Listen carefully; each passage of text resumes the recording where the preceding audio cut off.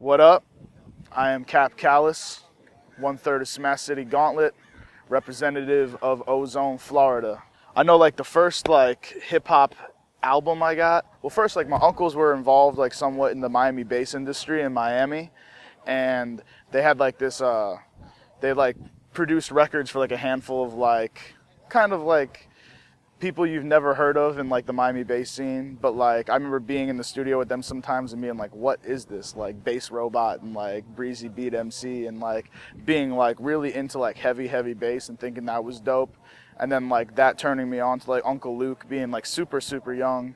And then when I was in, man, I want to say it was like first or second grade, a friend of my mom's got me Dr. Dre's The Chronic on cassette for my birthday. And like she was like, don't tell your mom, blah blah, and I was like, cool. And of course, like a dumbass, like I went to some other kid's birthday and put it in the tape deck, and like got kicked out of the birthday party for like having like just the raunchiest shit playing. And like I remember like that always sticking with me with like, wow, like music is that powerful where you can like get like such a reaction out of people.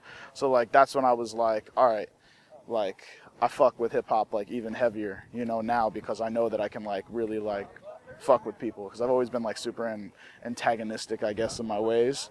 I've always been heavily into rock music, and then I'd say by like 13, 14 years old, like I actually like started getting way more into rap and like wanting to be a rapper. And by like 16, I was probably like super into battle rap and battling dudes in the fucking cafeteria.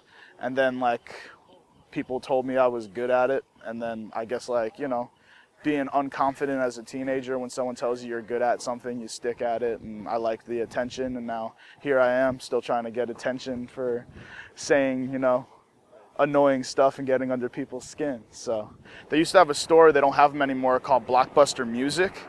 And like they used to have like, I remember when singles were really popular, and I used to like have like any little like money that I could save up, I'd go to Blockbuster Music and I'd buy like a single like every week, because I couldn't afford like a whole album tape. So I'd buy like a single, and the singles would always have like the illest remixes. And like I remember bumping like just like fucking like really obscure stuff, and I'd always try to buy like artists that I'd never heard of before. One of my earliest memories of rap is like my dad, who like definitely wasn't into rap but was super into rhyming. We used to like just like remake songs in the car, because I used to like drive with him like all over the place. That was like the only way I could really spend a lot of time with my pops. And like we'd like remake rap songs in the car when I was like 4 or 5 years old, which is kind of silly now looking back. That was like rapper training from like my fucking pops, who's definitely, was not into hip hop. I have like a very dark subject matter usually, but like in a lighthearted way. So it's like, like I'll talk about like doing something horrible to a chick, but it'll sound super like romantic and genuine. So like I'm really good at like masking negativity, which is something that like I've developed. Like I really enjoy writing. And then like I guess like with the originality level, like I've had so many weird comparisons. And like I hate when someone's like, no one sounds like me, you know what I mean? But like I feel like my vocal tone, like the actual sound of my voice, I think I have an original voice, though I dislike my voice. Be honest in my music and express myself, and which is no different than anyone else, I'd hope. But I think I have a unique way of spinning things that kind of irritates some people, and then some folks like being irritated in a masochist way, and they get into my music.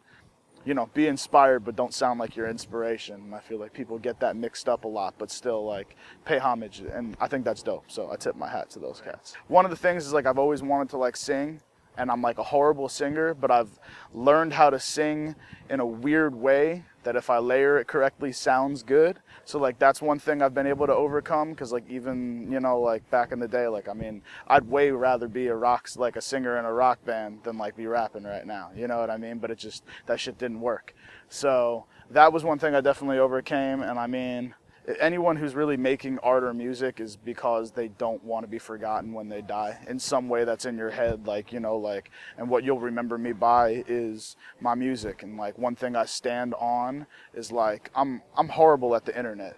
Like I'm fine like networking, but like talking to people on the internet, like people tend to hate me so much. So like I go out of my way to like talk to everyone at my shows, and like when I'm out, anything I'm doing, I like to network in person. So I mean, what I want to be remembered by is just being like a quality person who was super honest and tried his best to make the best music possible for fans of, hip hop and all types of music. As pure and cheesy as that sounds, that's, quality, I guess, is what I want to be remembered for.